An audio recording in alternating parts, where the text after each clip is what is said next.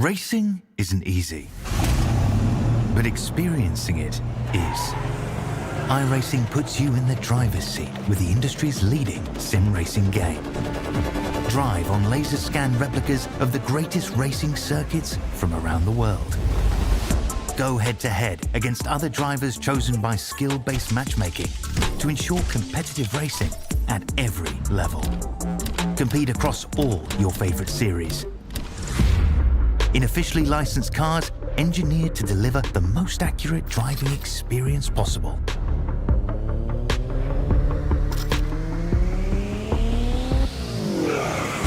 Join a race or host your own with players from across the globe.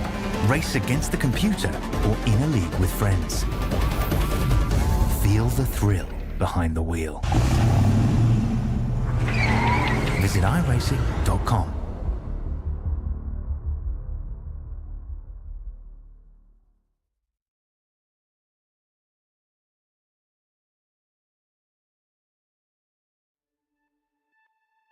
Experience the world's most legendary racing events with iRacing. iRacing special events allow any member to compete in full-length multiplayer races based on some of the biggest events in motorsports all year round. Compete in virtual endurance races, such as the Daytona 24, Spa 24, and the Nürburgring 24 Hours. Take on some of the toughest races on the NASCAR schedule, such as the Daytona 500. We have events from disciplines all across the racing world, from the Indianapolis 500 to the Chili Bowl, from the Bathurst 1000 to the Crandon Championship. Our endurance special events utilize iRacing's team feature, where members can sign up and race together on their own team, swapping drivers throughout the race. Other events utilize iRacing Super Sessions, where you're not only racing against those on track, but against every driver taking part. And as every race progresses, watch and feel the track change with progressive time of day, dynamic weather and rain, and dynamic track debris and surface changes. Take on your favorite discipline or try a brand new racing challenge with our biggest races of the year, the iRacing Special Events. Learn more at iracing.com/special-events.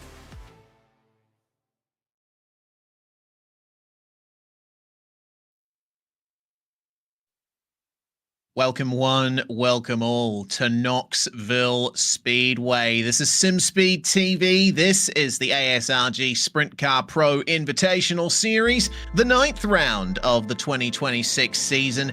We are at the National Sprint Car Hall of Fame and Museum, the mecca of dirt oval racing in Knoxville, Tennessee. And looking forward to bringing you a fantastic round of racing. This is the MadHouse Industries Knoxville Nationals, live on YouTube, Facebook, Twitch, and Kick. It's me, Reese Gardner, and Scott Rankin alongside me in the commentary box with Jake Kennedy producing behind the scenes. Scott, this is the round, isn't it? This is the one everybody wants to win. Everyone wants to take the top spot at Knoxville. Knoxville just means something to so many different people, whether it's out and against the guardrails, up and against the fence, whether it's something down the bottom, whether it's a historic paint, whether it's a specific moment in time, it's a specific groove. But this racetrack really just oozes things, and this oozes Knoxville in general. Knoxville is just one of those places where it just has something about it. Fans will line up outside this place to get in. They will be at the ticket joint trying to get a seat. They will be absolutely mobbing the streets outside to try and be a part of this one. And that is why this means so much to the sim racing community as well. Yeah, certainly does. My apologies. It is in fact Knoxville, Iowa. There are apparently 2 Knoxvilles, possibly more. Yes. Well, we are in the 9th round of the championship, and it's happened just like that. I've had some trouble getting my head around it, but we are almost in the final stanza of this championship. We're going to I-55 later in the month, and then we've just got 2 races in August, 2 rounds in September, and then the final round, Dirt Track at Charlotte, on October the 7th. This is where the championship really starts to heat up, Mr. Rankin. You're right, and that also means we have to have a little bit of a look at the championship standings, with drop rounds starting to account for little bits and pieces of the picture. Reese, I've been running the numbers. I ran a very, very quick Google search, and I can tell you that there are actually, in fact, 8 Knoxvilles in the United States of America. Wow, okay. That's quite the fact. I will need some time to get my head around that, as well as the fact that we have Tanner Pettit and Clayton Davies tied for second with 1 drop round applied. Aiden Forster, though, out in the lead, but not by much. Tanner Pettit Racing claiming the top 3 spots in the drivers' standings. Tim Ryan and Harry Stewart, they've had a couple of dips in the last few rounds, but they bounced back and sit 4th and 5th with their drop round applied. Gowans, Oldfield, Carmen, Rattray White, and Walker rounding out your top 10. And speaking of Kelly Carmen, he and a number of other drivers have now come together to form their own team. Trout Racing Team is now a part of this particular series. As we check out the Rookie Championship standings, we will see Aiden Forster and Tanner Pettit taking those top 2 spots. But then, yeah, it's Tanner Pettit, Trout. And, well, that's a solid lineup of drivers that they have at the new team. Yeah, that's pretty interesting as well, isn't it? The fact that they're working away at things and having a go. And the interesting thing to note was obviously all of that team shuffling that's gone on in the recent history. Obviously, this has all been triggered by the fact that the Automoves have elected to disband their dirt elements to their team racing. There's actually been quite a number of shuffles and moves going on at Automoves at the moment. So it's one of those developing stories that's sort of really important to keep a finger on the pulse. So look, for these guys, what does that mean for the rest of their season? Well, first and foremost, they had to get through the next round. That was the most important part about that. They did that. Now, this is sort of the regrouping round for them. They knew coming into last time out that it was going to be a little bit tricky. Minds were perhaps going to be on a few different pieces. This time, a lot of discussion, a lot of chatting away from the sim racing. Right, now let's get back into it and let's switch on. That nearly creates a few more nerves, a few more elements to this one as well for these guys, because not only is it Knoxville and you want to put a really strong showing in when you come to Knoxville because of the element of the place, this is their first outing as a racing team. Again, another opportunity to show what they're able to. Does this stick around? Does this work long term? Well, these guys will have known each other for a very, very long period of time. You don't get to this element of the sim racing world without knowing any of the names that are in there and on that racing team. They might have worked together before at alternate teams. They might not have worked together at alternate teams. That comes with some strong elements and weak elements to it. Things they'll be doing in terms of the setup, the ways the car is putting the power down to the surface. Do they like a right-leaning style of setup that we've seen in years gone by? I think some of that's actually the elements that made that work have sort of evaporated as we've moved through the current iteration of the way that the dirt ovals work. But, you know, that's one of those things. You've got to get used to what you like and what you want from a setup. And sometimes where you position the wing and the way that you like how that's transitioning power into the rear end of the car, it doesn't work with a specific style or a specific governing principle of setups. And that's the challenge when you're working with a new group of people. You've got to work your way slowly through these bits and pieces. That you do. A little bit more information on this track. Knoxville Raceway, opening in 1878 as a horse racing track. Cars started racing on it in 1901. Half a mile in length, 805 meters. The exact same layout as well, which really tickles my racetrack nerd brain. Love that. Clayton Davies, the most recent A-Main winner. It was a 40-lap A-Main last year, but it's going to be a 35-lap A-Main this year. There were 5 cautions in 2025. And we were both there for that, Scott, I believe. And yeah, it was it did get a little bit ridiculous over those 40 laps. I hope we see less cautions this time around. Yeah, but at the same time, again, it's the big one. It's the one everyone wants to win. So, of course, you're going to be a little bit more aggressive to it. We had quite a number of cautions last week as well. So I just think we're in that leg of the series where the tracks are bigger. And, you know, we've had moments in this series. You're going to have it with any series, right? Drivers disagree about where they should be. Drivers make mistakes at the end of the day. Even the pros. This to me, is the most single-handedly challenging and difficult to replicate form of racing on the surface. And what that means is that mistakes are bigger and more common than we see in other kinds of racing. Like asphalt, the grip level is so similar every single lap. It's very, very easy to drive it to the similar sort of, you know, the dirt changes so significantly. So there is bits and pieces of that. What we do know about this one, really Berkeley and Tim Ryan have been the guys that have been strong and consistent here. And even going back to 2020, Tom Callahan, not on the sim. We haven't seen that name in a very, very long period of time.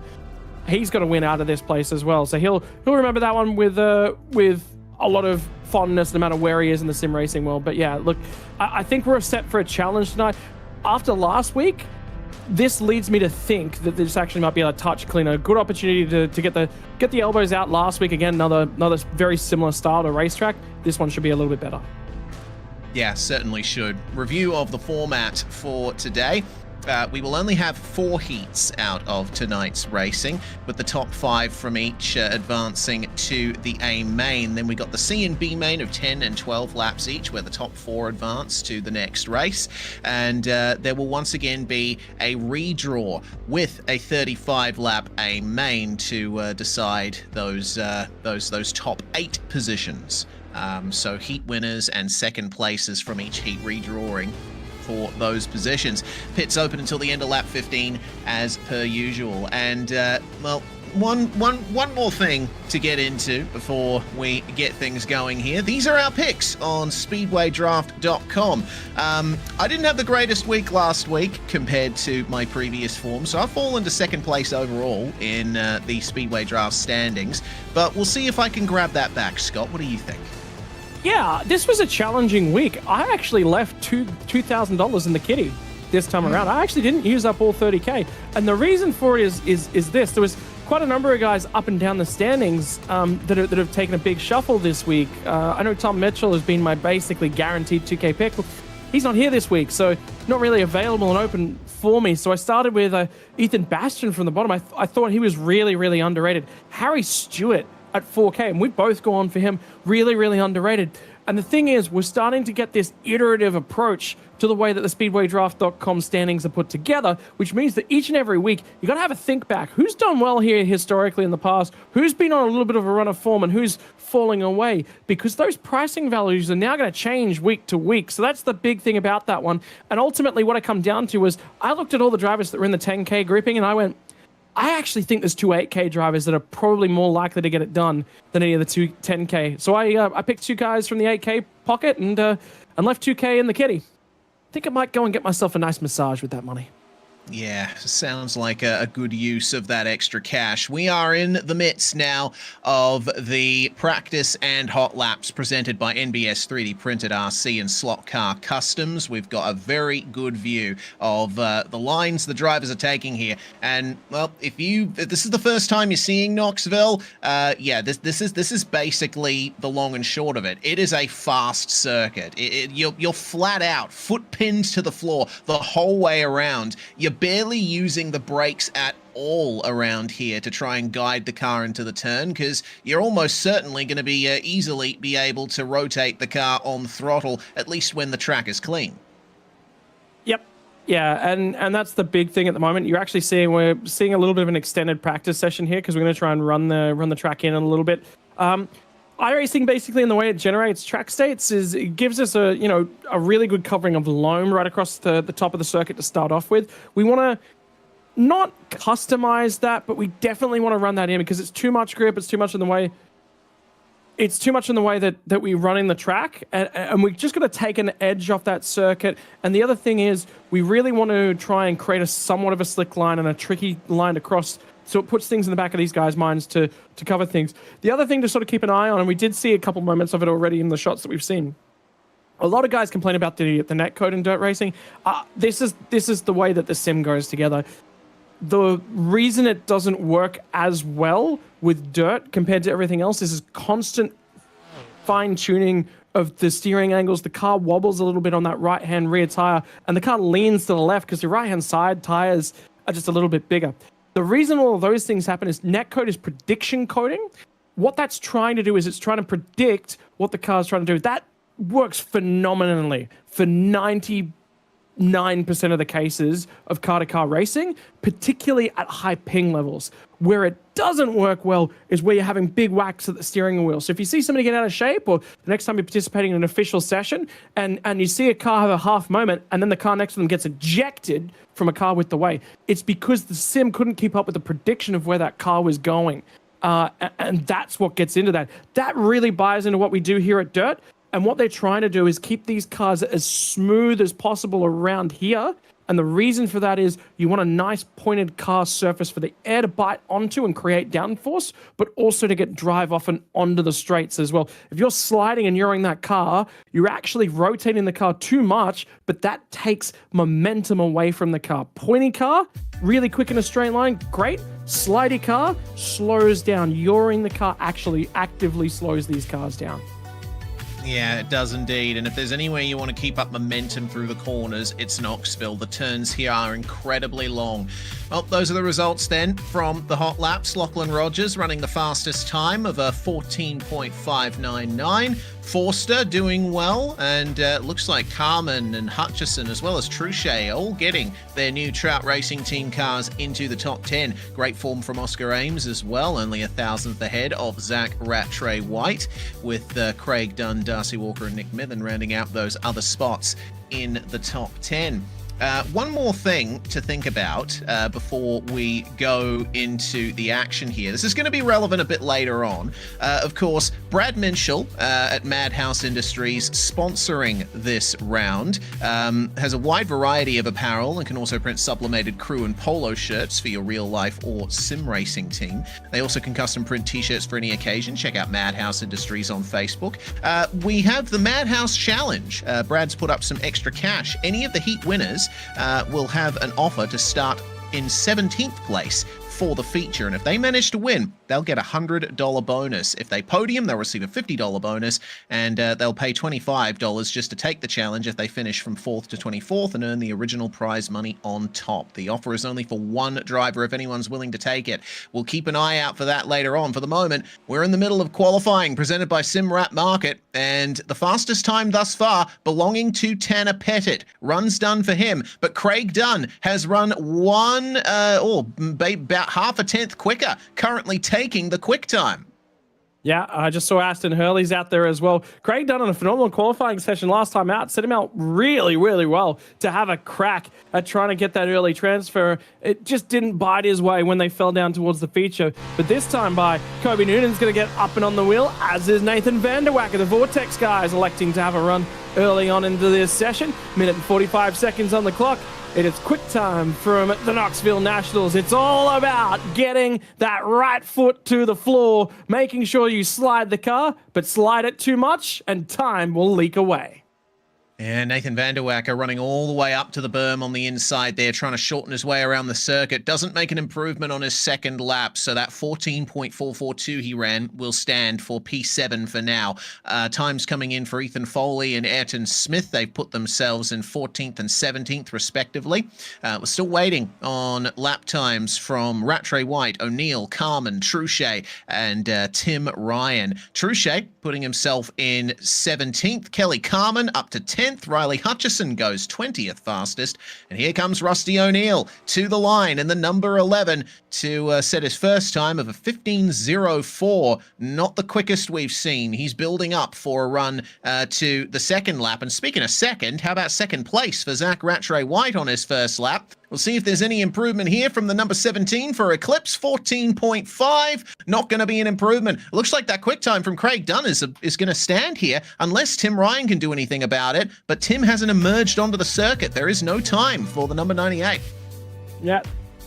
He might have a carryover penalty from the previous couple of weeks whereby he's forced to start from the tail end of his heat. There's only 4 of them here tonight as well. Lachlan Rogers was the quick time in practice. The guy who is going to get it done with 15 seconds left in qualifying trim.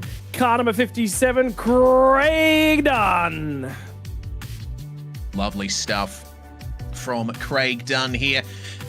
Perhaps his greatest performance of the season thus far. He's going to get pole position for heat number 1, the first of our 4 heats presented by Mono Creative. As we roll on over to the meat of the night, we're going to be eating good here at Knoxville. Craig Dunn has the front row of the first heat, starting alongside Darcy Walker. Series admin Brady Baldwin is going to start in 3rd spot alongside Harry Stewart. Then it's Aston Hurley and Riley Hutchison rounding out your top 6. Casey Hamilton has got 7th spot with David Baker starting alongside him on the 4th row. And all on his lonesome on row number 5, Tim Ryan, as we said, no qualifying time, likely due to a penalty. Now, Something to point out as well from this heat, you'll notice that Brady Baldwin is running another special livery for this round. This one in particular is to support longtime ODSE competitor and feature winner Blake Walsh. Blake, unfortunately, lost his mum to cancer earlier this week. So, Blake, we're all thinking of you and your family at this very tough time. And, well, let's see if Brady can take the dub for your mum. Yeah. And Ethan Winter and Liam are going to be our race controllers tonight, which means Brady Baldwin back behind the steering wheel. He will be much, much happier that somebody else is there to take the blame at the end of the night. Yes, indeed. Well, race controllers get it too easy, don't they? They never get a clean night where everything goes well. We got to keep them on their toes. Oh, that we do. 2 formation laps then, which will take a little bit longer than usual here at Knoxville. Tightly packed field, has to be said, but one car out of frame, just emerging into it. Tim Ryan there, he's hanging back a little bit at the back end of the field. But this is a big chance for Craig Dunn.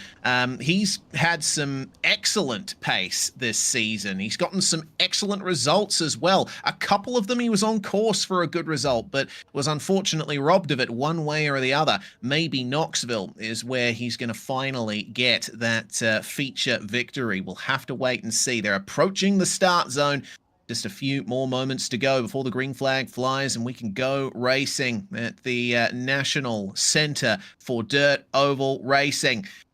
Dunn taking point at the front of the field in car number 57. Barney holding the flag high. Power down, and we're away racing for the Knoxville Nationals.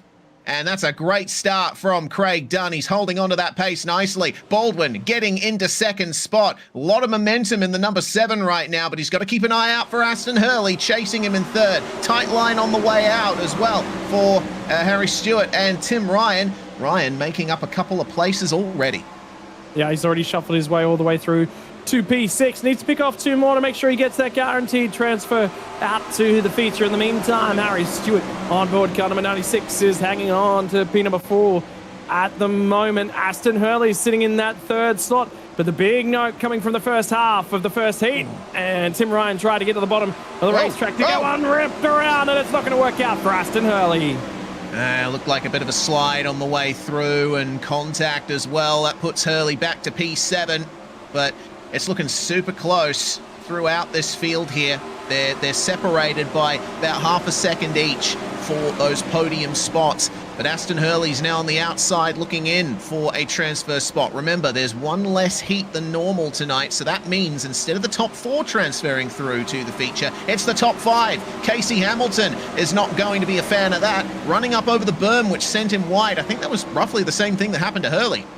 Yeah, there's little moments in and around that slick towards the bottom end of the racetrack. Big thing I'm starting to notice is that Marble Groove is starting to shuffle its way up the racetrack. The reason for more contact to the back end of the shot. Oh, Casey Hamilton and Riley Hutchison coming together. Hutchison's first run for Trout Racing Team, not getting off to the best of starts there as the white flag flies. Craig Dunn is driving away from them all here, running about a 10th faster than Baldwin on the previous lap. All he's had to do is keep his eyes forward and not dare to look over his shoulder. The checkered flag comes out for the number 57, and Craig Dunn will get into the feature nicely, taking first blood here tonight. Brady Baldwin finishing in second spot ahead of Harry Stewart. And then it's Tim Ryan and Darcy Walker who round out your top 5 who will transfer straight through. There's more work to be done, though, for Aston Hurley, David Baker, Casey Hamilton, and Riley Hutchison, who ultimately ended his race in the pits a lap down. Oh, boy. Here we go, then. Keep our eyes peeled for the changeover and time for the grid for heat number 2. This time, it's going to be Zach Rattray-White starting on pole position, but he's got Aiden Forster with him at the very front. Forster, one of the more successful drivers here this season, but Rattray-White is certainly knocking on the door. Matthew Gowans has a good run of things, starting alongside John Schultz on the second row of the grid. Baxter Truchet and Jacob Freeman will round out your top 6, and then it's Nick Mithen and Gary Redcliffe who round out your 8 cars to take to this field. Liam James, of course, in race control. He will not be taking part. This is an interesting matchup here. Rattray White, he's certainly been right up there this season, but can he fend off Aiden Forster? No, I don't necessarily think he will. I think Forster was just a touch slow in terms of qualifying time, and there it is. You see the right rear was just lurking in that slick groove, unfortunately, for Aston Hurley. He lost momentum, and then the thing come around on him an exit. If he'd have just lost the momentum, drifted up a little bit and left the door open, everything would have been A-OK, but car rotated back towards that bottom. Again, those are those mistakes I'm talking about.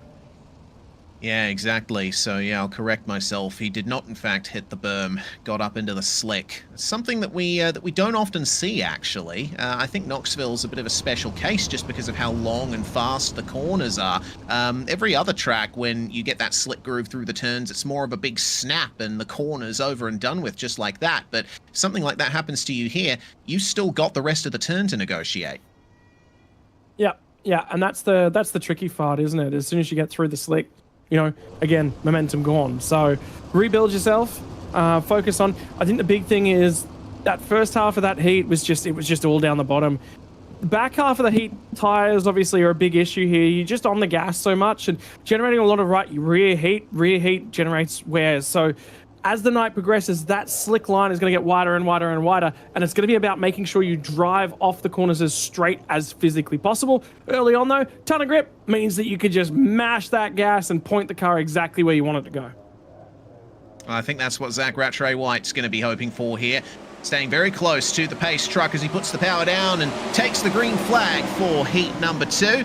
And already looks like Aiden Forster's starting to make some gains on him in the mid-corner. Needs to keep an eye out for Gowans, though. The top 3 still very close. Contact for 5th place. Jacob Freeman and John Schultz getting sent to the back, and Freeman on his roof.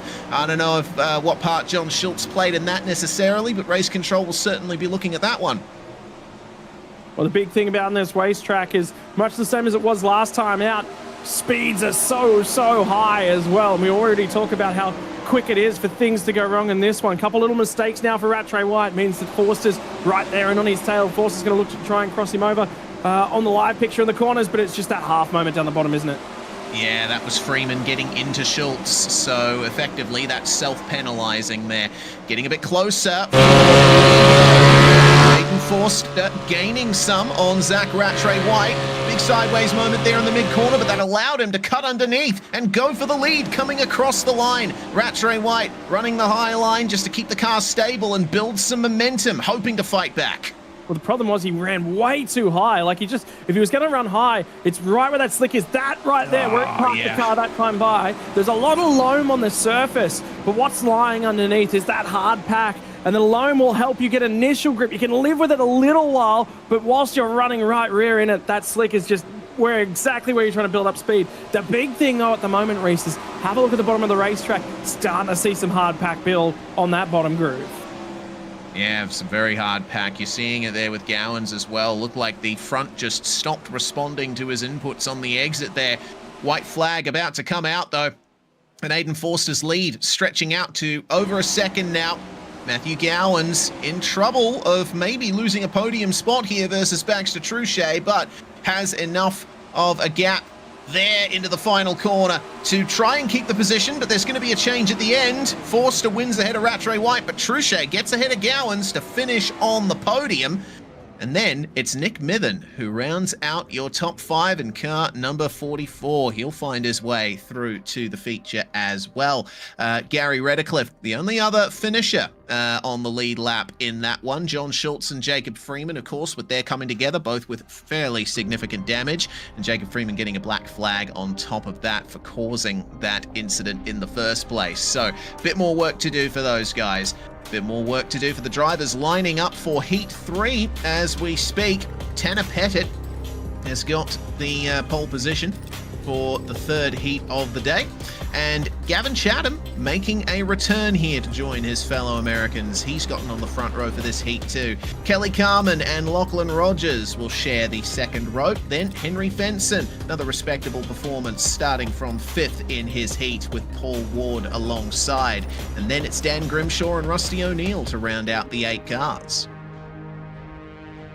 Yeah, again, opportunity is going to be the element here. Rusty O'Neill didn't put the qualifying lap together. I think he got the fence, so he aborted his first lap in qualifying, and then in lap 2, I think he just got the fence, so took something away from it. They're going to check out, I think, just about all the lanes, but there's such a big element of this one is that slick groove that's just lurking now underneath the loam. Have a look at the different colors of the dirt as you move from the top to the bottom of the race, bottom to the top of racetrack. Right down the bottom, you'll just see a little bit of a shading on the clay itself. What that is actually a rise in the bottom end of the racetrack, a little bit of a berm, and you don't want to touch that. The reason for that is it jams all the weight over on the right rear tire, and then you bobble and bounce and bounce and bounce. You actually got to come out of the gas. It takes speed away from the race car, but you want to be up against that one when there's a ton of speed. Then you move fractionally away from that one, and you see that first sheen on the racetrack. That hard pack ain't no grip where that stuff is. The problem being right now, there's a little bit of a sheen to the racetrack, and then there's a loamy surface. The loam is dirt that's been flicked up and over. That real matte style surface. It's been moved from the bottom of the racetrack. It's now sitting on the top of the hard pack. There's actually no grip there either. It's the hard pack underneath. There's nothing for the tire to just bite into. You move up another groove, nice color to the dirt again. That's exactly what you want. It's loam, but it's a little bit hard packed. Tire's got some bite surface. Get all the way up to the top, that's pure loam. Too much grip up there slows the car down with too much bite. Well, let's see who's got the best of it here as they line up for the green flag. Pettit drives away and Chatham caught sleeping on that start. Immediately, Kelly Carman getting underneath him to move into second spot, but the drive up top for Gavin Chatham is there.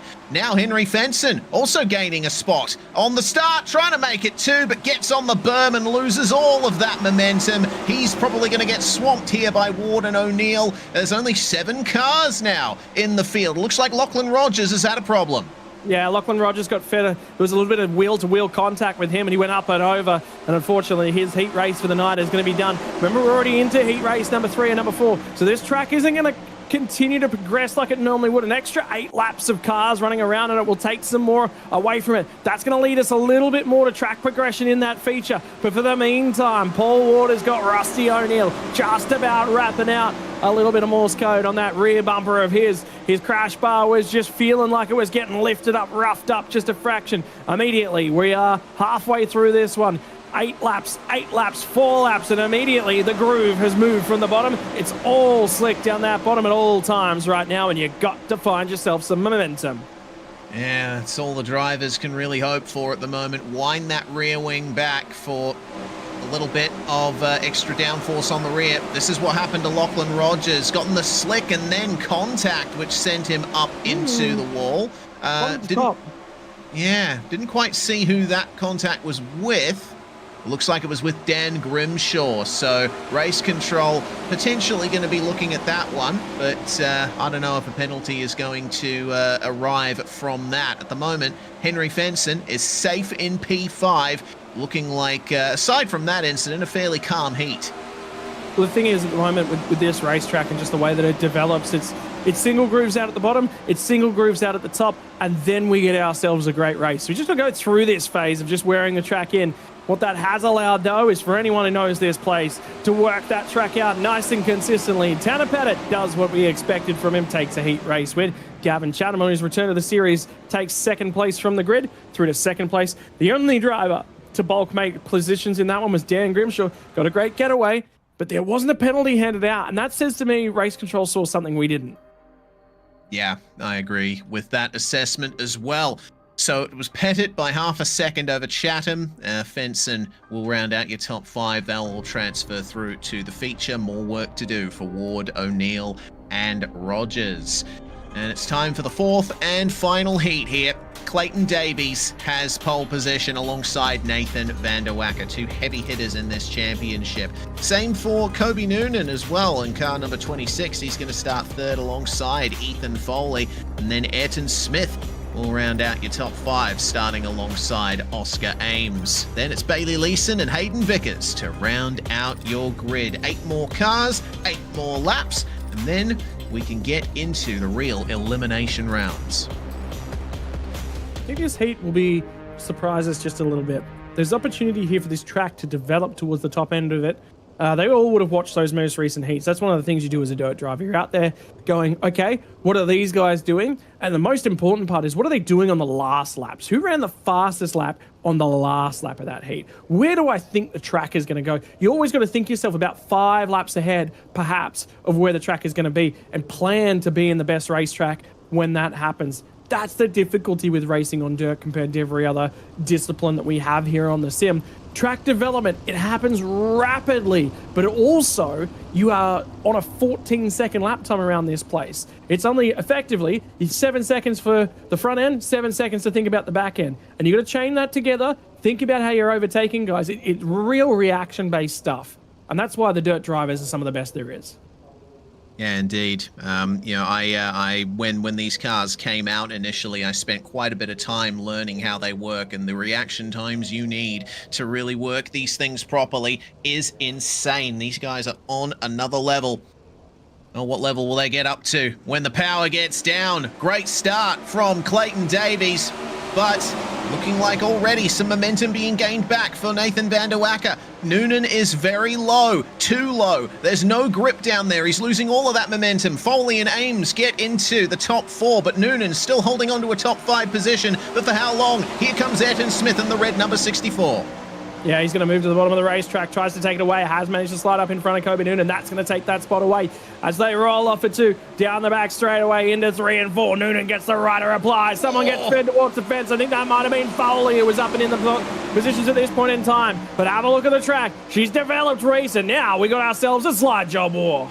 That we have. It's going to be between Kobe Noonan and Ayrton Smith once again, this time for 4th place. But look at Smith. He's really making that high line work. Practically drove around Kobe Noonan there. But Kobe's keeping the pace up through turn 1, gaining some momentum back. He's still not clear as Ayrton Smith. Can't cut underneath if he wants to try and defend. But I think he'd want to stay up high anyway. Clayton Davies and Nathan van der Wacker are separated by barely anything for the top 2 positions. Meanwhile, there's less than 2/10 between them. But really, the battle is here. Look at those trades for position further back. Ethan Foley and Hayden Vickers trading spots as we're getting news of a black flag for Oscar Ames, who's sitting in P3.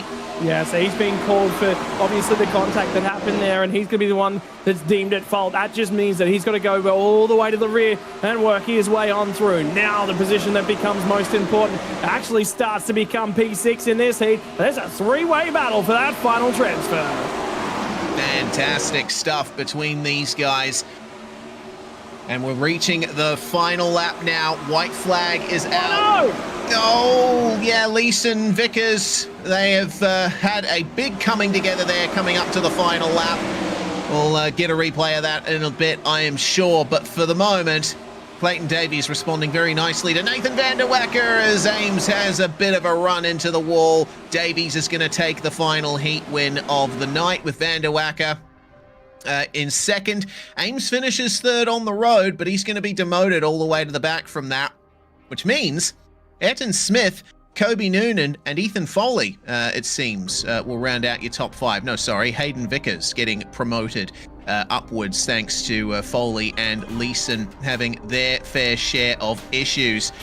So that's going to be the run to the top 5 then, confirming your top 5 from Heat 4. Davies, van der Wacker, Smith, Noonan, and Vickers. Then Ames, Foley, and Leeson will be among the drivers working their way through the C and B mains. First up, of course, the C main, presented by Wimmera Dry Cleaners. And, well, we're increasing this car count massively. Ethan Foley's going to be starting on pole for it alongside Casey Hamilton.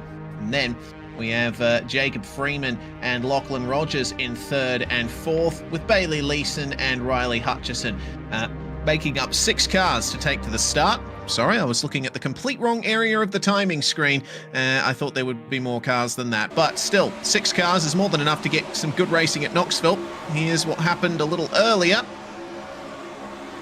Oh, yeah. Not ideal at all. That was Ethan Foley and how he went around a little bit earlier. So, not ideal.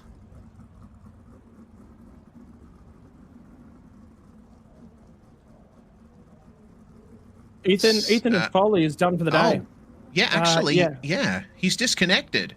He was due to be starting on pole position, so what you were seeing just then was a little bit of confusion amongst the remaining drivers in this race. So we're only going to have 5 to take the start. There's an update to this one as well, and race control has stepped in. So what we want to do with this series is, if pole position's not here, we want second place to move up and take pole, and that's effectively what you've seen. Don't forget, part of the issue though with restacking this one, Jacob Freeman got a penalty in the heat, so he's been sent to the rear of the C main. So not only was there a reshuffling of everyone's orders, so effectively what normally would happen from iRacing at this point in time is iRacing would say to all the drivers, hey, move ahead 1 spot in line if you're in the inside lane. Something's happening with Riley Hutchison. I think he's just having some fun up against the wall.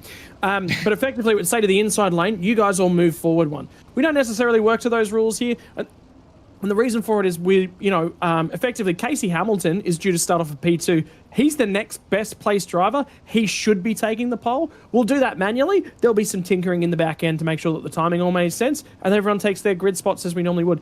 Why we do that? Racing is a lot more of a slow sport. There's time between the heats to rejig things and readjust things and tell people where to go. iRacing, computer software. It likes telling you have to be here or else my timing and software doesn't work. We rejig that. We have to mess with the system to make it all work. And that's basically what happened right there. Indeed. Well, speaking of, quicker than we think to the green flag. Great start from Casey Hamilton as the C main is on and ready.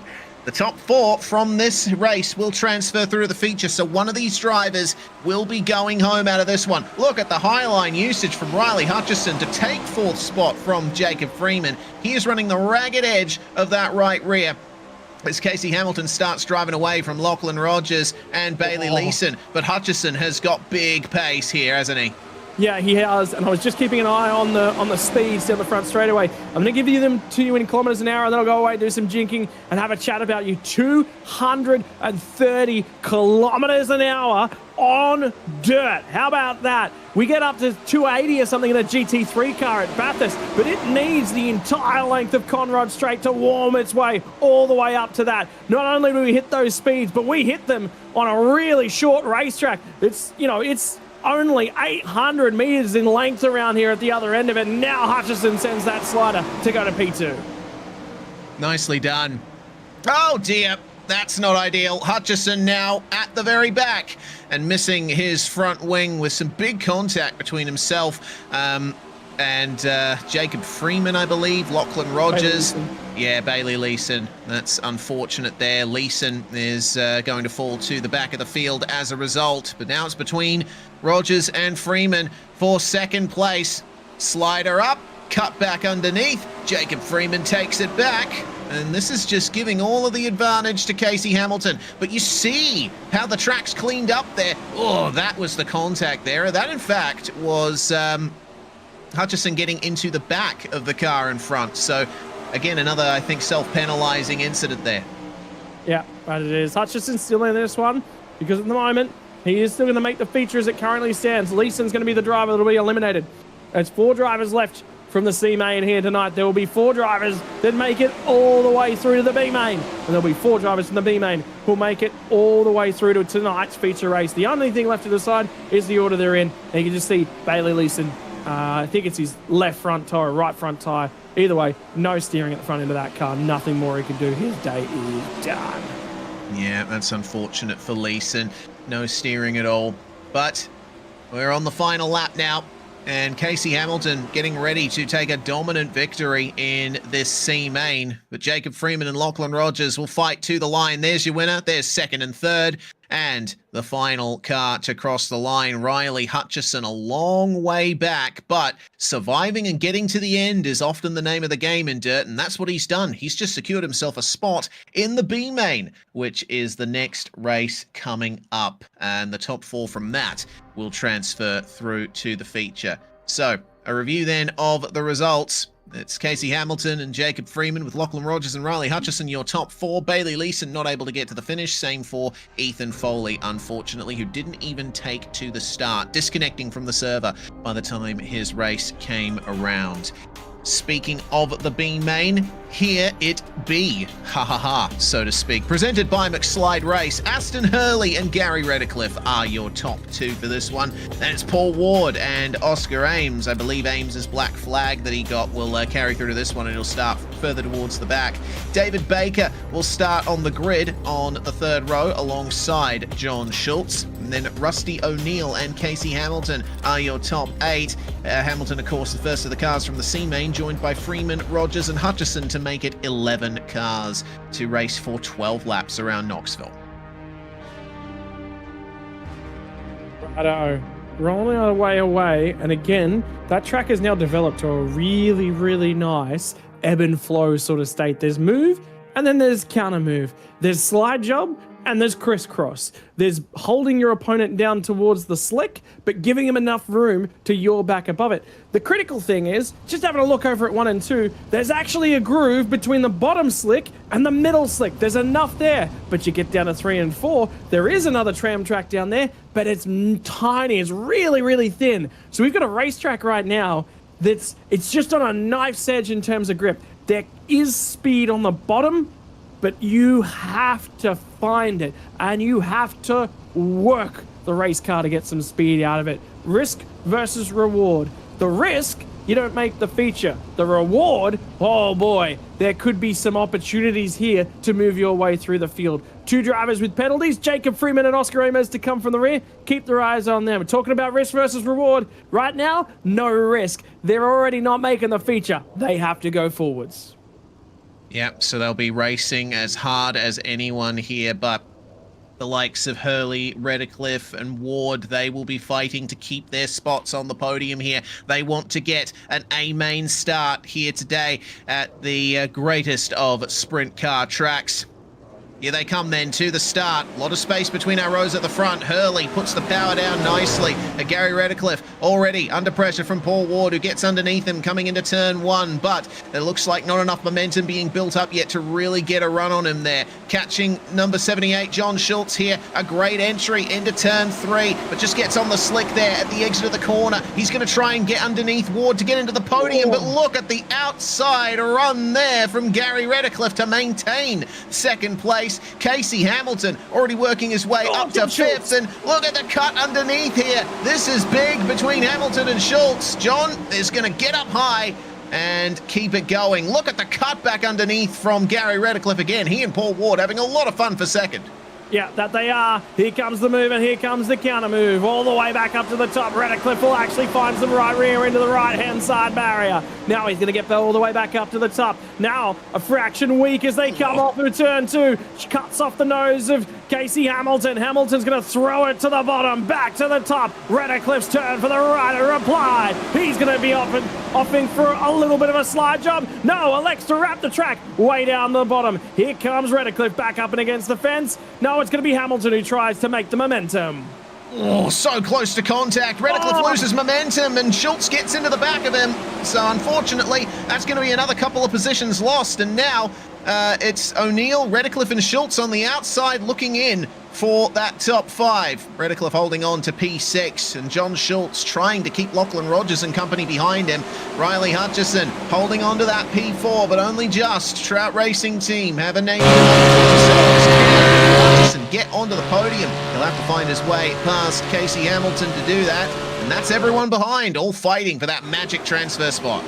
Yeah, everyone is really bottled up at the meantime. Hurley's just like, yep, sweet, I'm out of here. You guys have some fun, and I'm just going to make sure I lock in. He gets the opportunity to really search around the racetrack right now with the amount of benefit that he's got at the head of the field. That means he can look to make a mistake, and he will actually test the racetrack for himself and teammates. Ames got up and into the barrier, trying to find some momentum down at the rear end of the field. He got into John Schultz as well. Schultz is in a position now where he's not going to qualify. This is it up here for Riley Hutchison, Casey Hamilton and Paul Ward. Hutchison turns it back down the racetrack. He goes from 4th to P2. Yes, but we'll maybe lose P2. No, he managed to find some pace there on the exit despite tapping up against the guardrail. That is a tough drive up there. You see that there is a berm building up on the outside, just up against the wall there. The drivers are riding that nicely. That's where they're getting their pace from.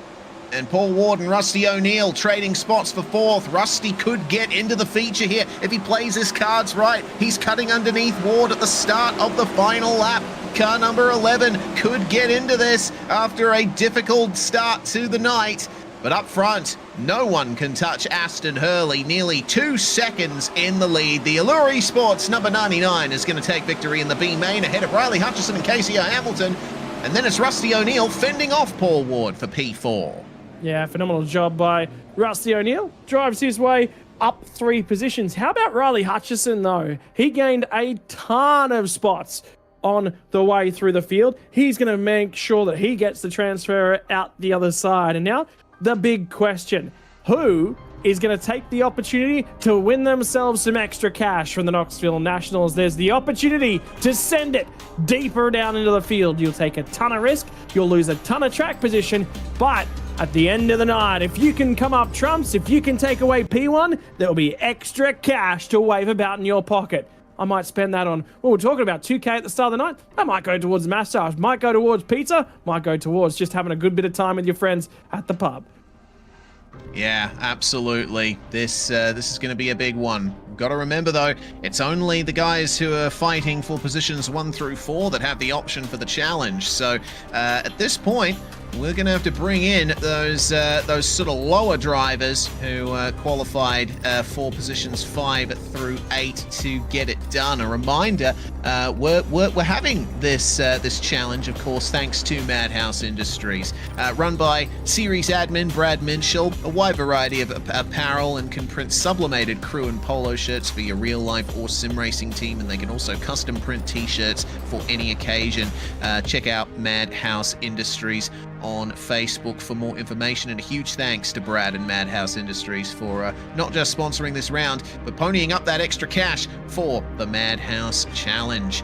As Jay is just getting stuff set up in the background for our good friend the Spinny Wheel to make an appearance, we are joined by Brady Baldwin, who is also the first driver to come up for the redraw. So yeah, Brady, best case scenario of P5. The way the track's evolving, it'll be interesting to see what side you're starting on. Yeah, for sure, Reese. I think we're going to run the track in a little bit here. It's just a little bit too fast at the moment. It's not going to be a full-blown slick Knoxville maybe till right at the end. So just with a few less cars here tonight. So there we go. I'm not going to go forward in the feature, that's for sure, unless I get really lucky. But just shout out to my good mate Blake Walsh. I don't know if you've seen the pink car on the stream. It's for his mum, who he lost this week. So just shout out to Blake and the whole Walsh family. We're all thinking of yous. Yeah, absolutely. You're in our thoughts. And it is time for the Spinny Wheel to get revved up. So positions 5 through 8 up for grabs for you, Brady.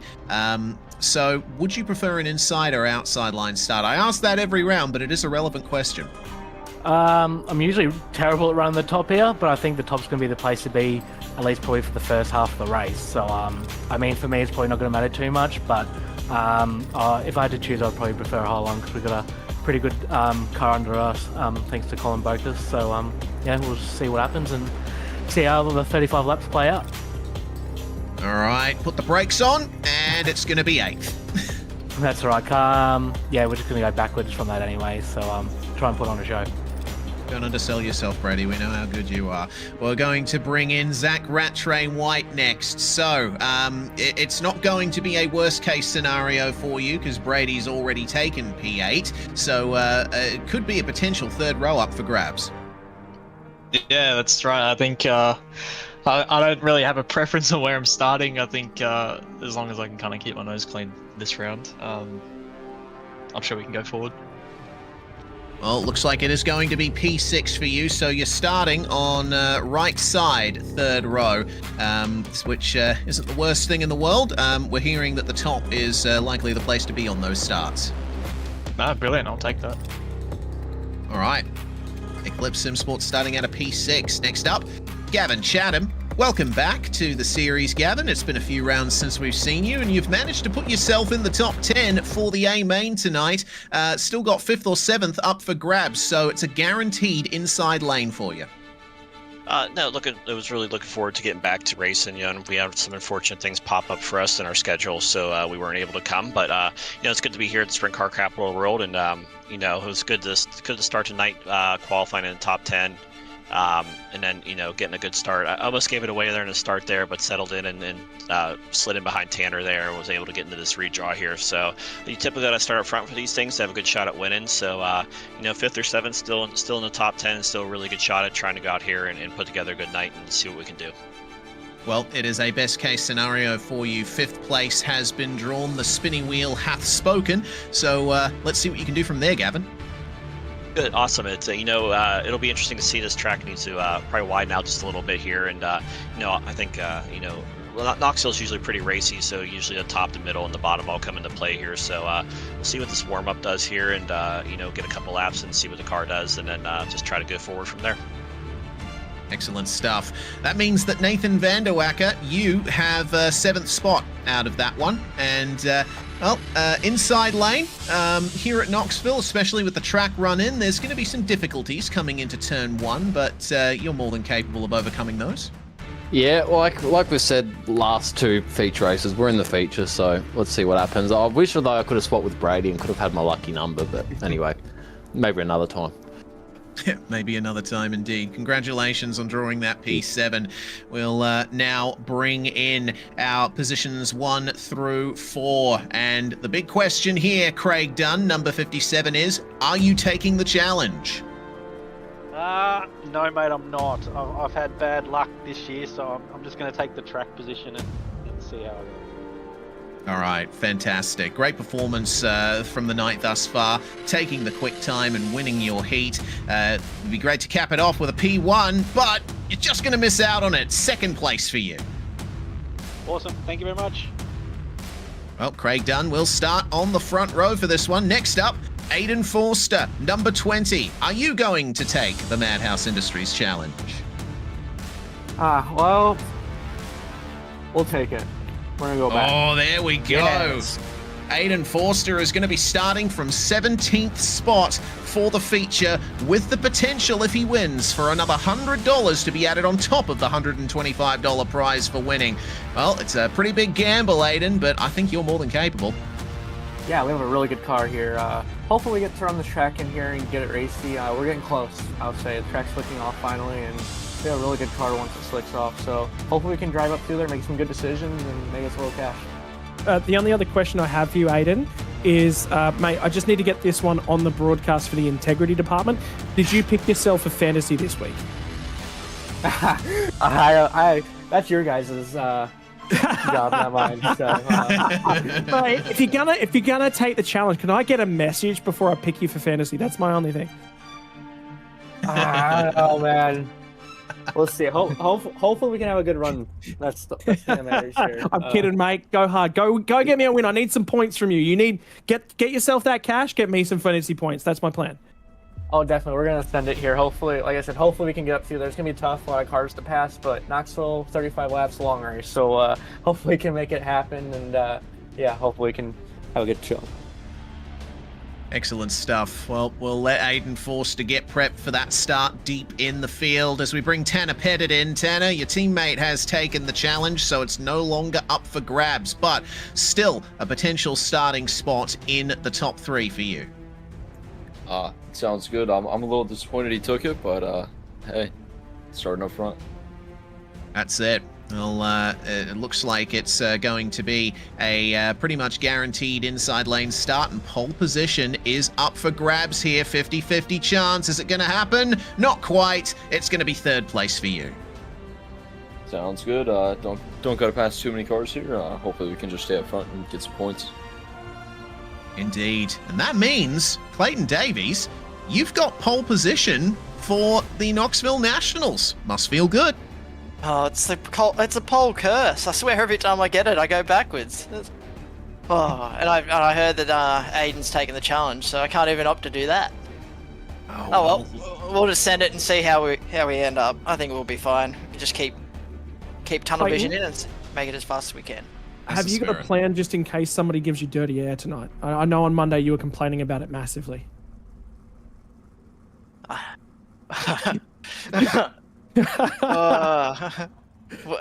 There's a front crash bar. Basically, there's some backstory to that one. Reese was supposed to join us for NASCAR broadcast on Monday night. He didn't. Clayton and I ended up in a dirty air battle to the end of the race for the last 10 laps, and he was not happy with me. I took his lane away, and there were words exchanged. I got a character reference. It was awesome racing. Yeah, it was fun. It was good racing.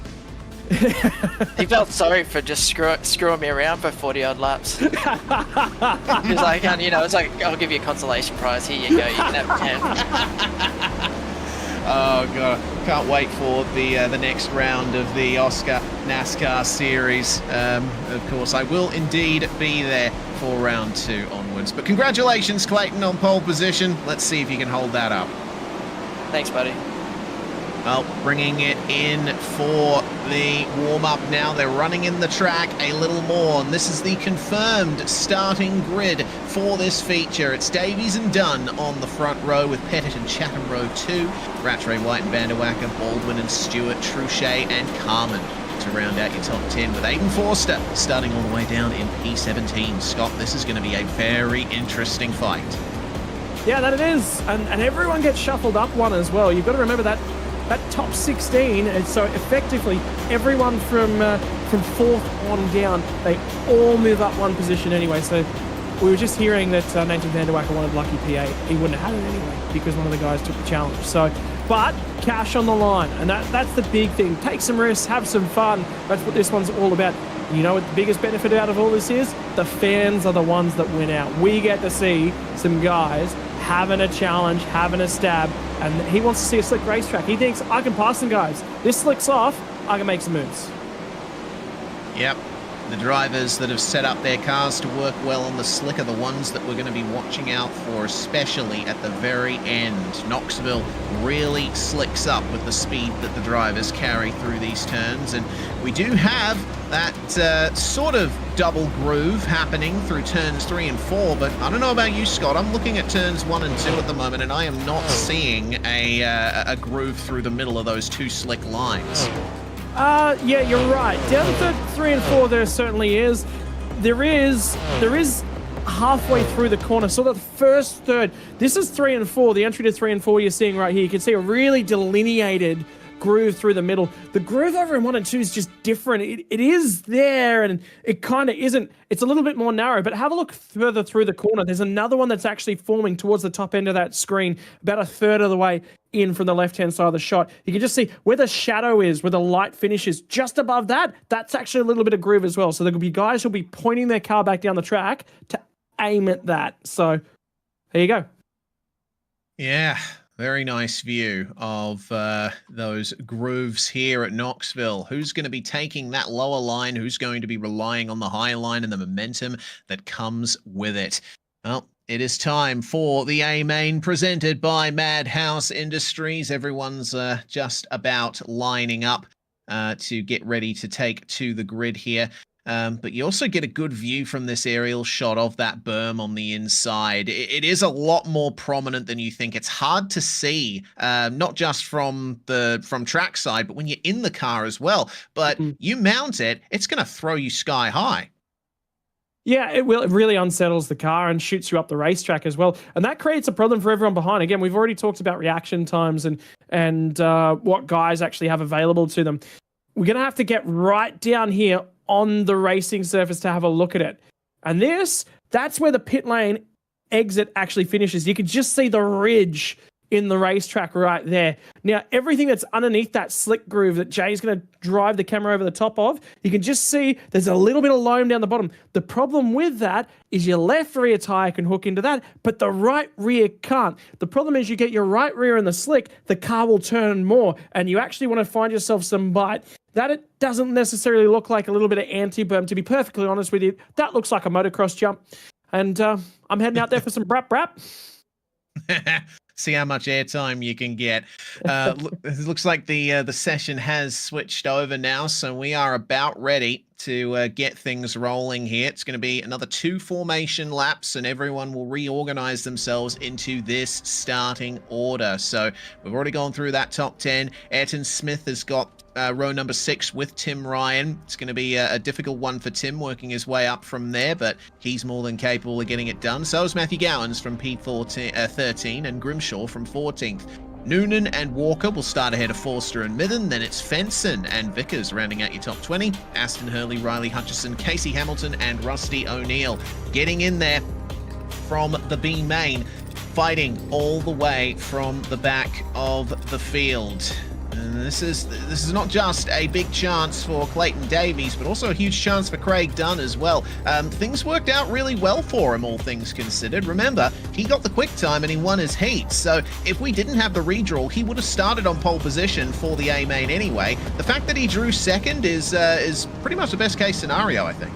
Yeah, there's a lot of opportunity for him, but you also talked about when he was in here, hard luck, and he's definitely been hit by that a little bit this season. So opportunity begs, opportunity beckons, but you've now got to deliver on that. You're in the right place at the right time. The problem being with that, when you get a really, really good qualifying performance and placement on the grid like this, sometimes, again, that just gets into your psyche. These cars are reaction cars. We talked about that. If your mind switches off the job and is thinking, okay, I got to do something here. No, mate, eyes down the track. That's the first thing I'm telling myself in this position. Eyes down the track, focus up. Let's just drive the racetrack in the situation we're in. Let's not think about it too much. The more we think, the worse it gets.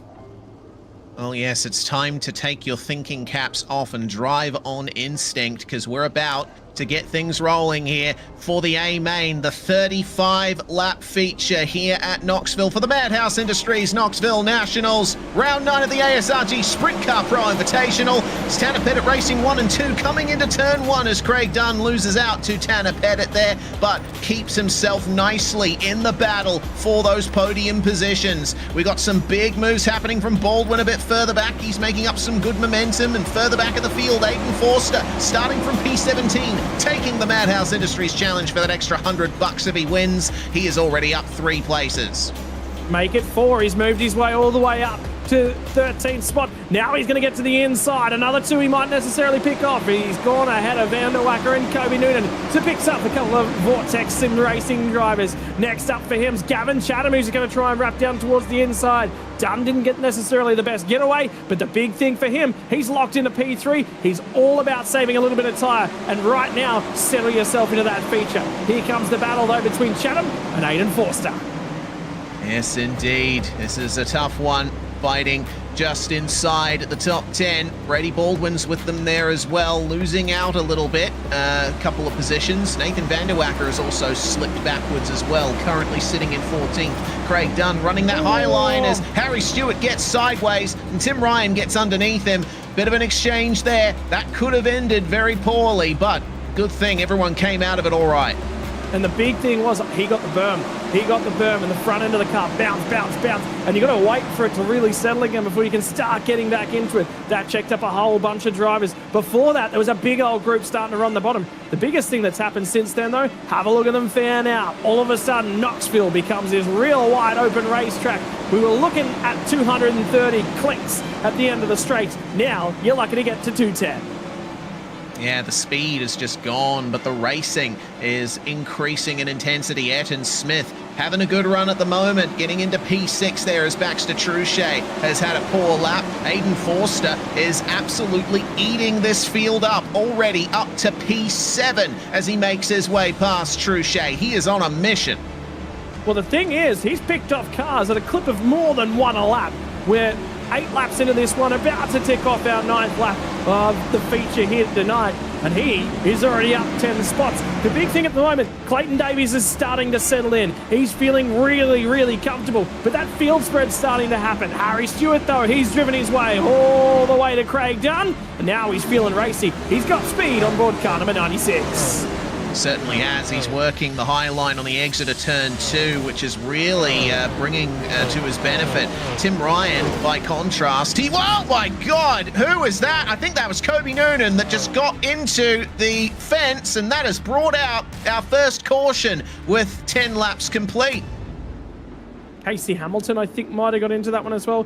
Dan Grimshaw, Hutchison's gone to pit lane. Rattray White's been involved in it as well. And Aston Hurley's also gone to pit lane. The car that was over and upside down, Darcy Walker was involved, Kobe Noonan the other. All right, so this is the SimRat Market replay on board with Rattray White. They were briefly 4 wide for just a moment. Rattray White getting a poor exit out of the turn as a result, and staying wide. Got the number 11 of Rusty O'Neill to his inside there, and oh, just like that, it looks like a bit of a concertina effect that's happened there. Yeah, that's Noonan up there ahead, getting into the fence in a big way. That was just a big chain reaction down the entire back stretch. It's actually really, really interesting looking at Zach Rattray White, the skill set he brings to the table. Lucky enough to have a little bit of insider knowledge. Zach Rattray White, big old fan of pink. That's probably one of the reasons he's still in that Eclipse Racing livery. There you go. Newman made the mistake on his own. Check up in front of someone. I do know that Rattray White has had a few guys show up with checkbooks in hand. He's had a couple of offers to go elsewhere. He said, "Nope, like my pink race car way too much. Ain't know where I'm going." I'm not kidding, man. Checkbooks were thrown. Wow.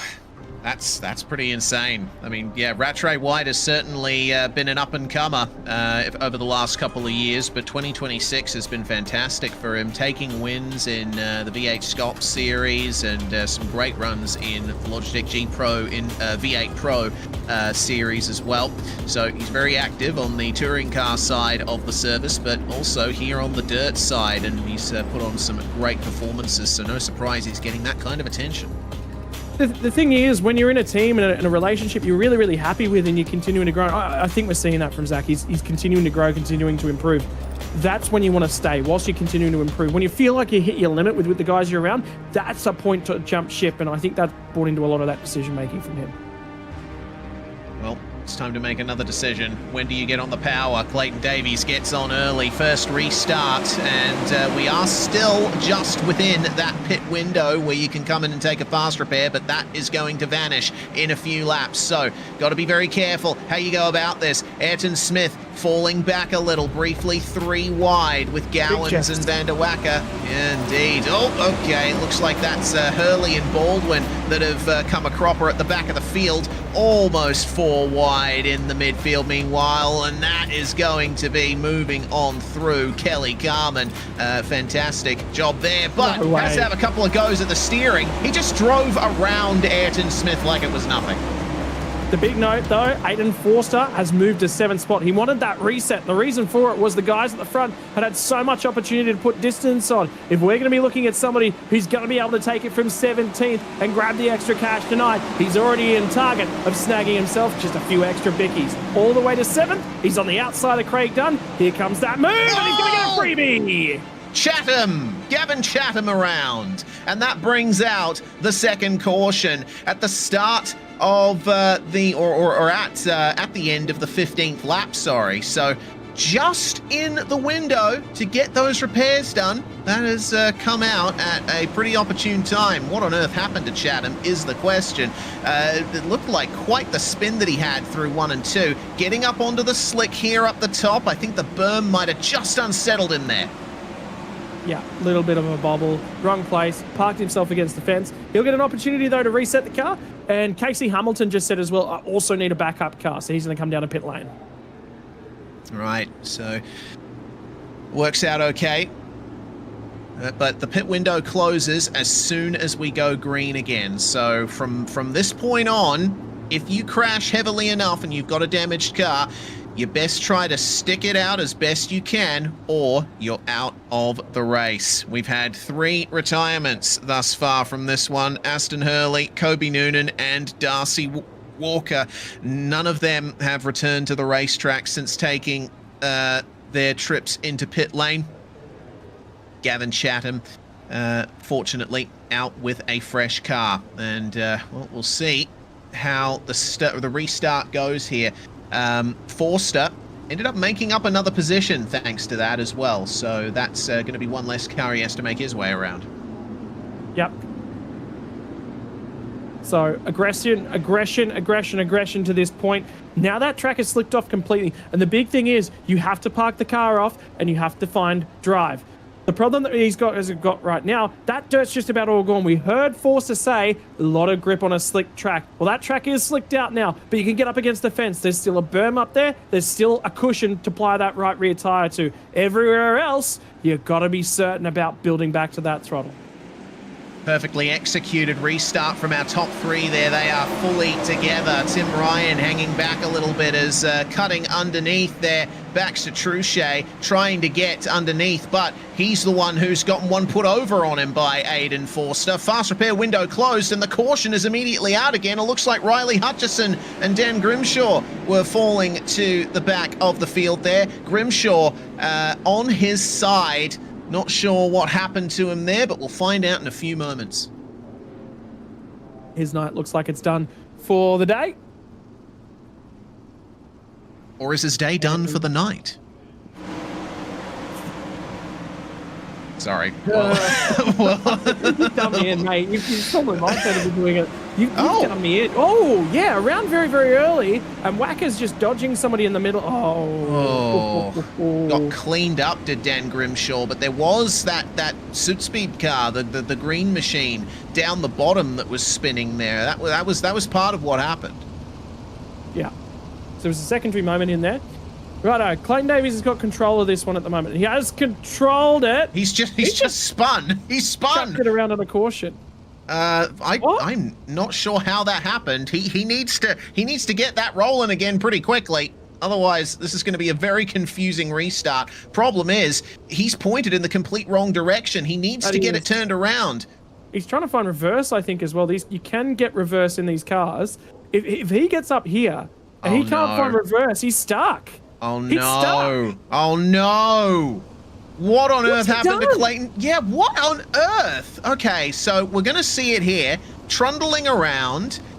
Was that a throttle spike or something? He was right up on the berm. He's done! Clayton Davies is done! Oh my god. No! Okay, well then. I mean, I'm sorry if my reaction is muted. I'm just not sure what to make of that. There's some debate. There may have been a sim malfunction. Yeah, maybe. It did look like potentially like a broken spring in the throttle pedal or something like that. But we'll see. Yeah, that's the incident that triggered all of that. The number 58. Number 98, Hayden Vickers. But we are back to green flag racing with Tanner Pettit in the lead now, with Harry Stewart and Tim Ryan rounding out your podium. Aiden Forster up to 5th place, and looking at Craig Dunn for P4 now that Clayton Davies is out of the picture in a bizarre incident. The race has come alive all over again. Kelly Carman side by side with his teammate Baxter Truchet. They're both trying to get around Forster, but they're getting into each other. And here comes Matthew Gowans in the blue car, Ayrton Smith in the red, Henry Fenson in the purple. I think Ayrton Smith's just trying to arrow the car back down at the bottom. Somebody up and into the fence. Once again, it's Truchet looking for a little bit of drive. Sticking the right rear tyre up and onto that cushion. Something's broken, unfortunately, for car 34, so he's going to have to run with that to the end of the race. He's trying to get out of the way and so everyone can get back to it. Tim Ryan's now up and against the barriers, and Craig Dunn's into him, and it might be done for the day. No, they say it, but takes other guys out. This is Sprint Car Racing. Wacker just ran into the back of Tim Ryan as well. And the big loser out of all of that was indeed Kelly Carman, who had to tow back to pit lane from that. Carman was up and over. We're going to see it here. So up behind Matthew Gowans there, and just losing all of that pace on the straight there. There wasn't much Kelly Carman could do there. Gowans was slowing up to avoid that contact that Tim Ryan had, and there was barely enough room to squeeze through. Just wheel-on-wheel contact sent him up and over. What a shame. It looks like Tim Ryan's pulling into the pit lane there. So Matthew Gowans is done. Oh my goodness, Tim Ryan and Kelly Carman are done as well. They are dropping like flies right now. My word, I can't believe what's going on in this one. Legitimately. Yeah. Just it's weird things. Like, it's very, very weird things. Like, there's obviously moments that have happened mid-track, and the moment happens and everyone checks up trying to stay out of it. But we lost Clayton. We've lost Tim. Look, I think the big thing at the moment is whatever you got to do. I'm going to have a few DMs after this one because I'm pretty sure all the drivers that I actually had on my list have had issues. It was Ryan up into the barrier, and this is what I talk about. Dunn got into him, but he survived. Yeah, managed to get out of it, and Dunn is still in the top 3 as things stand. So, well, the big question on my mind now is, does he have damage? Is he going to have to nurse that car to the finish? They'll have 15 laps remaining or so under green flag when they take the start, and that start is going to be single file. There's Tim Ryan joining the long list of retirees in this race. We only have 14 cars still out on track, but Tanner Pettit is the one who is leading them. Some close competition from Harry Stewart over the course of this race. Now we see who will get the best run off the line here. Dunn didn't quite get the traction he needed, and so Aiden Forster will get underneath him, moves up into 3rd, tries to move up into 2nd, but the low line is not worth much when you're still building up momentum. But it is. Once you've got yourself a whole bunch of speed, you want to be up and against that fence and ripping the cushion as you move through this one. Fenson's trying to wrap the top at the moment. Anton Smith's down to his inside, but here comes the man that took a risk. 22 laps now complete out of the 35 of this feature. We're beyond the halfway mark, and now becomes the moment when car number 20 starts to surge back to the lead. And for the meantime, he's there and thereabouts, starting to make some speed on Harry Stewart as he goes in pursuit of Tanner Pettit. Dunn has managed to slot himself back into 4th split. Henry Fenson's up and against the fence now as well. Rattray White starting to make some speed as well. This is the battle for the last couple of spots here. Riley Hutchison and Casey Hamilton, 13th and 14th and last running cars at the moment. But it is a tight battle between them, almost like they're fighting for victory. They will be wanting to stick in this race as long as they can. Points matter at this point of the season with a drop round applied, so keep it going as best you can. Meanwhile, Fenson up to P4, and Ayrton Smith still in it. He's going to get the move done on Dunn and move himself into, actually, that's Rattray White, my apologies, making the move on Dunn to get into 5th place. But it's just a difference it makes for Craig Dunn. He started this one right up towards the pointy end. The biggest thing for him, he stayed out of the mid-pack. He stayed out of the melee. And there's so many cars tonight who are not going to be finishing this here feature. In the meantime, Aiden Forster is starting to track down for P number 2. Have a look at those front tyres, starting to flight themselves up. Stewart's looking for a little bit of bite, and there is some 3/4 of the way up the track. It's going to create an opportunity. Henry Fenson's moved to the fence. Now comes the slider to P2. Tanner Pettit is looking to run away because now he'll look at his rear view, and all of a sudden, Aiden Forster has gone from small, distant, insignificant. It might be time to challenge for your big old cash prize. That's it, and even if he doesn't win, if he finishes on the podium, he'll get an extra $50 in prize money as well. So there's still plenty up for grabs here for Aiden Forster, and he'll leave Harry Stewart and Henry Fenson as best he can to fight over that position. Fenson dropping back slightly, but he had some great pace up high. So now that he's fallen back a little into the clutches of Zach Rattray White, he can certainly make good use of that. But lap times up the front of the field, they are incredibly close. Tanner Pettit is more than a second ahead though, so Forster's going to have some extra work to do if he wants to take victory from here. And I think he'll be relying on one more yellow flag. We've only had a couple here tonight. It's not been the chaos and calamity that it was last year, and I said that right at the top end of the show. One opportunity the chaotic week before, all of a sudden everything cleans up the following week. Brady Baldwin, though, might be the opportunity to grab ourselves a caution. He got up into the barriers and fed the right rear all the way up there, and she hit it pretty hard as well. He bounced his way off the turn 2. Yeah, but he stays rolling. We stay green, and it's now going to be 4 laps to go up the front of the field. Try and hold on to it, Brady. And speaking of Eric Fenson, here he comes, getting into 3rd place versus Harry Stewart. Harry has no pace. He's up into the wall. Rattray White will try and find a way around him. Stewart manages to hold on to it, but he has lost 3rd place. The caution is out. But for who?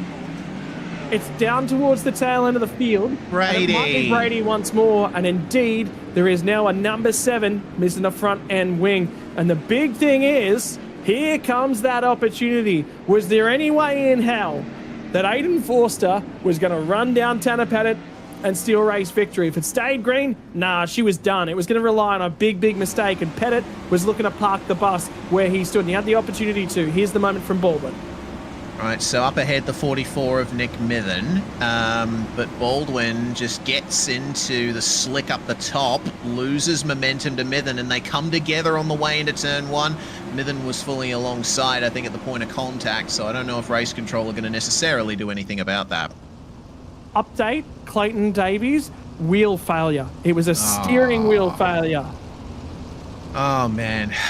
You know, whenever I hear those words, my heart breaks, because, you know, it doesn't matter what kind of performance you put on, what you're going to, what you're trying to gun for, so to speak. If your hardware fails you, that's it. There is nothing you can do. Such a shame for Clayton Davies, but his teammates are 1 and 2 at the front of the field with 2 more green flag laps remaining. Henry Fenson on the outside looking in could potentially steal victory if everything goes his way. Harry Stewart and Zach Rattray-White continue their battle over 4th place, and Stewart's fallen back to 7th just in time for the final lap to begin. Will Aiden Forster, taking the MadHouse Industries Challenge, go for victory versus his teammate Tanner Pettit. He gets up ahead, but the cut underneath from the number 24. Fenson just looking behind. Let's see what he can do. Yeah, he has got it. Forster has cleared Pettit just in time, and an extra $100 is on the cards for the number 20, taking the win at Knoxville. Wow, what a feature! What a moment! It come at the critical point in time. He threw it all caution to the wind. He took a massive challenge. But ladies and gentlemen, when you take yourself a risk, sometimes there's a reward. And that man right there, car number 20, biggest risk on the night, biggest reward. He's off to victory lane, and oh boy, that one's gonna live in the memory banks. Certainly will. I believe that's a grand total of 225 Australian dollars that Aiden Forster is going to have deposited in his PayPal at some point. Man, what a run. And what an image as well. Our top 3 lining up on the start-finish straight here. Switch over to Tanner Pettit briefly, Jay. Oh, it's too late, unfortunately. But Henry Fenson taking 3rd place out of that one. What a drive from Fenson. That completely flew under our noses. He started from 19th. And he just had a really, really good car in the slick. But the other thing was he got up against the fence. I saw Baxter Truchet and Henry Fenson running their cars, again, high risk, up against the fence, right on that cushion and really biting it in. And the only difference is that Truchet probably overdrove it, and I'm talking a fraction. I'm talking a tiny, tiny little bit in terms of his overdriving. And Henry Fenson underdrove it a fraction. And Truchet, massive backwards, bounce, bounce, bounce over that cushion, fence, wall, trying to catch it, trying to get back to the power, couldn't quite do it. Fenson, nice and smooth, and sometimes it's just unite, right? Sometimes you just lick that stem, send it, and park that right rear perfectly. To me, that's the best Henry Fenson's looked all season. Yeah. I mean, he already came into this with a real big surprise of form. You know, his first season in sprint cars, basically. And this is just capping things off. And then we've still got a few rounds to go. Still yet more to prove for Henry Fenson, who finishes 3rd behind Aiden Forster and Tanner Pettit. Again, Forster decided to take the challenge and start from 17th. For an extra $100 if he won, and that's exactly what he did by 0.3 of a second. Ayrton Smith and Craig Dunn, great races from the both of them. Dunn, yes, he slipped back a bit later on, but still rounding out the top 5, a great haul of points, and same for Smith. Rattray-White finishes 6th ahead of Vanderwacker, Chatham, Hamilton, and Harry Stewart, who was battling for those podium positions right up until the closing laps. Outside the 10, though, Nick Mithen from Riley Hutchison. Trout Racing Team getting Rusty O'Neill into 13th spot as well. They'll be happy with a couple of their cars that made it. From here on back, it's stars that start to be the walking wounded. Brady Baldwin will finish the last car on the lead lap. That car missing its nose cone. Tim Ryan, issues with that car in the last major checkup of the night. Matthew Gowans, Kelly Carmen, Baxter Truchet, all involved that one. The Carmen and Truchet Trout Racing Machines home in 17th and 18th. Hayden Vickers home in 19th. Clayton Davies, hardware failure whilst leading from Knoxville. That is going to sting. Absolutely sting.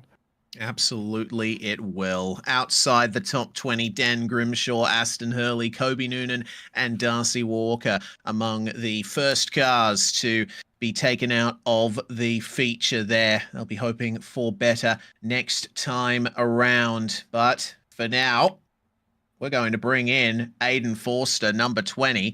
You took the challenge and you've achieved it. From 17th to 1st and an extra $100 in the bank. How does it feel? Dude, that is awesome. We had, like I said, we had a really good car. Man, that thing was ripping. We were able to make some really good decisions there, especially at the beginning. I think the first lap we went 17th to 12th, so that was that was crucial in going through the field there once the track slowed down there and kind of got topped on it. But it was fun. That cushion was really fun to run there. That was probably the best track we could have gotten, and I enjoyed it. That was one of the most fun races of the year. Yeah, you guys must have put a lot of setup work into figuring out Knoxville and how the track slicks up. What you got to do to combat that. I'm not asking for your specific spring and roll bar settings or anything like that, but just in general, what kind of car do you go for at a track like this? Yeah, Knoxville, we mostly just go for comfort is what we focus on a lot. It's a very awkward track. It's big, wide, but very flat and has a rough cushion. So we just try to be as comfortable as we can. This is actually the setup that we won the 6,000 to win race back in December for the iRacing Pro Series and the championship. So it's worked for me since then. I was able to win that back then and to win this too. That's pretty cool. It's adding onto the Knoxville resume. Yeah, absolutely. Excellent. Another notch in your belt. Plus, it will help you to extend your lead in the Outlap rookie standings as well. So a great haul of points today, Aiden. Pretty much the perfect A main for you. Is there anyone you want to thank for it before we let you go? Yeah, first of all, I got to thank Brady enough for putting on the league. This thing is a blast to run and appreciate everything he does and you guys for running the broadcast. But also I got to thank Tanner Pettit enough. He puts in a ton of work just keeping us on top of the game. And yeah, I also got to thank Jimmy P. Mac Tools, 1425 Photography, Aces Up Sim Sport, C Cinematography, Trackside Collective, Blake Carrick Racing, Ethan Johnson, SimRap Market, just everybody that helps us. Excellent stuff. Congratulations once again, Aiden. Enjoy that extra cash. Hope you buy something nice. Thank you, guys.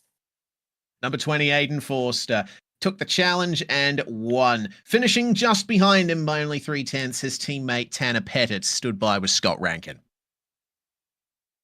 Tanner, you're leading comfortably. Take me back through to 3 laps ago. Leading comfortably. I reckon the thought that just went through your head at that moment in time was, man, we got this done. We got a really cool race car. We've got a really nice, accurate drive. I just got to park this bus. All I have to do is finish 2 laps. I can lose 0.4 of a second a lap, and I will still win this thing.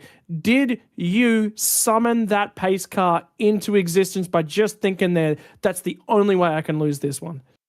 That pretty much. Normally Aiden's really good on top here, and I just struggle to keep up, even with him. He's obviously on my setups, and normally I stick to the bottom, but the top got good, and I was actually holding a pretty good pace, and I was pretty proud of myself. But once that yellow come out, I knew I was in trouble. But at last restart, he sent it off into 1 and 2, and I heard him at my left rear, so I went to go cut down, and he just did the opposite of what I thought he did, and did the same thing in 3 and 4. I thought he would go protect and slide himself, and I thought I'd go to the top and try to go around him, and I just ended up following him right to the top and really give myself no shot there. So all in all, a great race for the team. Little upset at myself for losing it late. I led a lot of laps there. Unfortunate for Davies losing it out early with his wheel disconnecting, but again, great race for the team. Saw all 3 team members running up front there. Big moment in terms of things for you guys now for the season. Obviously, there's been big statements. Tim Ryan obviously doesn't score a whole bunch of points here tonight, but it's been challenging. And Aiden just said to us, look, to be perfectly honest with you, that's probably about the most fun I've had at a Knoxville in a very, very long period of time. And, slick racetracks create tricky conditions, and it's skill, and it's parking in the right right places at the right time. That one looked tricky, not only to drive, but just fun to battle back and forth, throw the sliders, throw the haymakers, defense, offense. That's what it's all about. Yeah, no doubt. And the track was just really fun to run there, even if you were just running by yourself. Brett did a really good job tonight, and got it to where when you hit it right and you were kind of right below the cushion, it felt really good. And it got so tall there that you couldn't run it in some places. So you had to keep up with it, pay attention, and it was a lot of fun to run there. Finally, my friend P2 here tonight. Car number 24, Tanner Pettit for Tanner Pettit Racing. Who gets the job done for car number 24 from the United States of America? Yeah, thank you. I appreciate it. That was a blast. I can't thank you guys for putting on the broadcast, and Brady for putting on the league. I'd also like to shout out all my team members, anybody who supports my website, Jimmy P Mac Tools, 1425 Photography, CD Cinematography, Blake Kirk Racing, Ethan Johnson for all the help on the late model side of things, Sim Wrap Market, a bunch of people help out on this thing, and yeah, this is a blast. Well, speaking of blasts, I bet Henry Fenson had one. He is the final driver to join us for the podium interviews. Welcome, Henry. Honestly, Scott and I have already said that was probably one of your best performances of the season. I'm sure you're feeling the same. That car just looked rapid in the closing stages. Yeah, thanks. I feel like I don't get enough official racing in. So when I come to these races, I'm a bit lost at the start of the night. So when I can put a good quali in, it's nice. I get to the feature and do something to screw it up. But I think tonight, started down the back. I didn't have enough fuels. I was playing it safe, took it easy early. Went to the top, nearly died. Tried again, figured it out. And then I think from there, I was just trying to breathe and hit my marks and kept getting runs, kept making passes. And then I thought I could be on for a win here. And then I didn't take the cut down into turn 3 when I should have on the last lap. So still happy with P3. I just got to stop trying to think about what I got to do next time.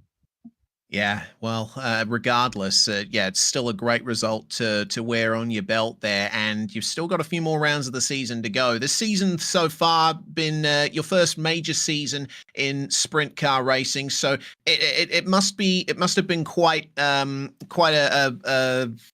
an ordeal to get used to at first, but it seems like you're on the verge of just figuring it out now. Yeah, it's been a long time coming. I got dirt when it came out. I got iRacing when dirt got released. I ran leagues, never really done anything special, and then I joined up with the boys at Evolution Sim Sports, and they got me driving sprint cars a lot more. They got me, just getting more laps, giving me good advice, and just letting me learn off them. And we got to here now, and it's been a pretty shaky season, but it seems like every time I don't get picked in your guys' fantasy, I tend to finish up all right. So take that and walk away. All right, fair enough. So I bet you're hoping that we're not going to be putting you on for the rest of the season. Big congratulations for the podium, Henry. Anyone you want to thank before we let you go? Yeah, just like to thank all the boys at Evolution Sim Sports. I had Greg in there tonight who basically just kept me breathing and keeping me calm so I didn't make silly mistakes and ruin it for myself. Also like to thank Felix Race Engineer, Premium Cinematography, Cataclysm Computers, JJ and SC Raceware, Skip Kings, Premium Designs. Cheers to the boys at ASRG for putting this on for us, and to you guys for the broadcast. Congratulations again, Henry. Enjoy it. We'll see you next time. Thanks, guys. Henry Fenson, rounding out your podium, and that is going to round out our show. We're not going to be able to get the Speedway draft results, so that'll be something to wait for the 22nd of July when we race next in this series at I-55. But Scott, we're racing at Zandvoort on the 15th in the Moser Porsche Pro Invitational. You're looking forward to that, I'm sure.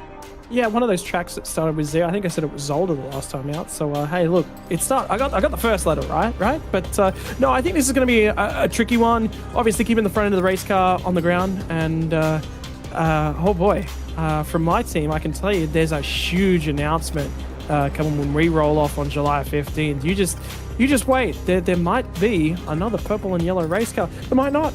You won't find out until you show up. Okay, looking forward to seeing how that one goes. But not just sprint cars and Porsches. As we review the date here for the Moser Porsche Pro Invitational, Wednesday the 15th of July from 7:45 in the evening, Australian Eastern Time.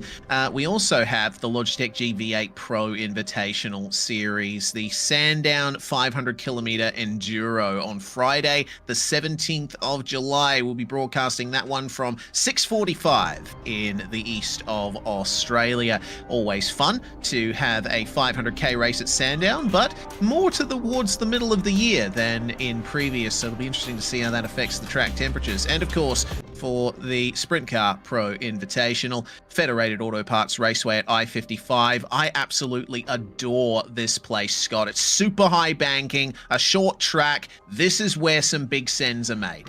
Yeah, and biggest lap count of the year too. So this will be a challenging one. It's only recently come to us, but boy, has it already created some drama.